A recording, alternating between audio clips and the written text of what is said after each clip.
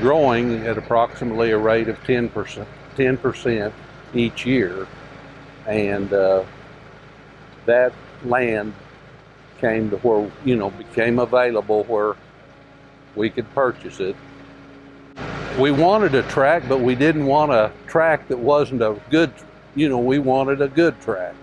And it was just so expensive that we just finally gave up on the idea, as we were just a little bit small.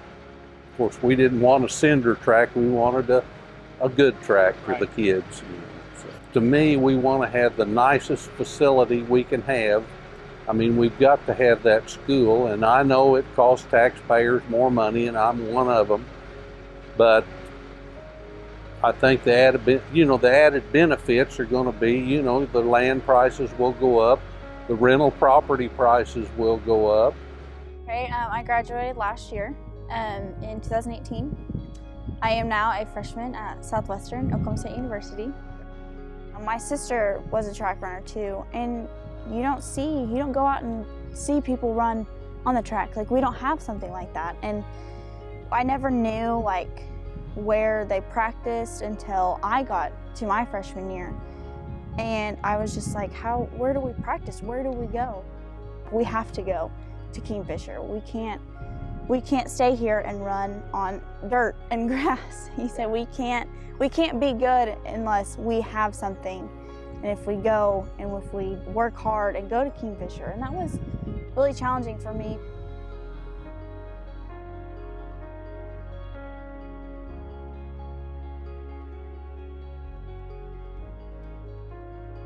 As an educator and as a little person teacher, I always tell my kids, what is Mrs. Fippin's first and foremost job? And my job as their teacher and leader is to keep them safe. I always say everything we do, procedures, rules, expectations, are all based around safety.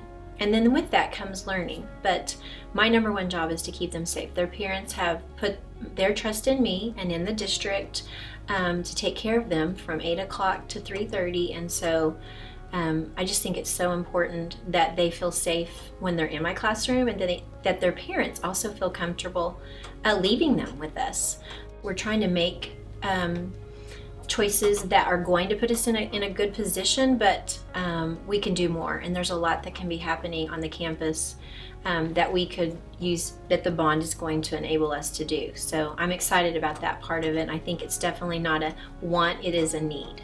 We have a crisis team plan and a crisis team that comes together and we meet. I've actually been a major part of writing the plan, as I attended a workshop that helped us to know what kind of things we needed to plan for, and kind of gave us some guidelines and outlines to go by. And one of the things that we definitely discussed was we have a lot of entrances that to our buildings, and that we can't keep them locked. It's hard to keep those locked throughout the day. And those are things that we've discussed and definitely was top priority for Mr. Jackson when we have talked about security and making sure our kids are safe and not being able to have easy access. So I think that was a very important part of it to me too.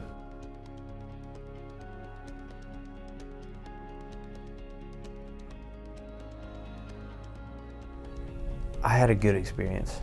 Like education-wise, I'd say it was good. I definitely had a couple teachers that really pushed me more than I wanted to be pushed, and a couple teachers that believed in me when I didn't. For our last bond that we passed to get the elementary education system kind of up and running, we built a new school. I think that showed that we took education seriously before we started even thinking about building these sports complexes. And then putting this new complex across the street is to provide room for more school right next to the high school. We can't put a high school where our football field is as long as our football field's there. And for a lot of people, whether you're involved in sports or not, you go to the games, you have friends that go to the games. It's part of the experience of being a high school student, is that school pride. And it's a major part of being a Cashion high school student.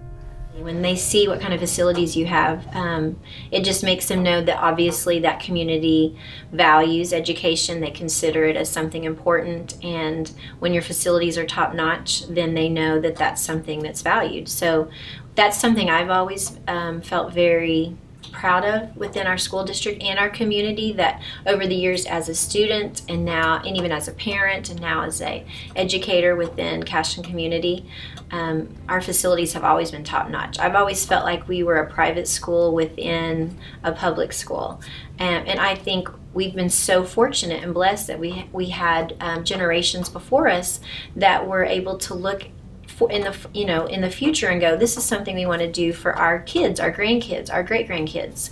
I think that we have, first of all, hired a quality staff. I think that's where it always begins, is making sure that you have teachers that are invested, and our teachers, even if they don't live in our community, almost all of them bring their kids here at least. And so that says a lot to me about our school district. So hiring quality teachers, then those quality teachers that demand excellence, and we can hire teachers because they want to live in Cashion. Before we used to not be able to offer chemistry, for instance. Now we have a teacher that can teach chemistry, is certified in chemistry. You know, a lot of things get thrown up about education. Well, I was looking in the foyer today while I was waiting on some kids to do my job. And just since Mr. Jackson's been here, from 2014 to present, 2018, we've had 9 academic scholars, all state scholars. That's pretty amazing. That's not something they just hand out. And so academics exploding, I think. Athletics are good. We've got quality people teaching kids. We've got quality coaches. We've got a quality administration. We've got board members that let Mr. Jackson move forward on his visions. And we have to keep moving forward.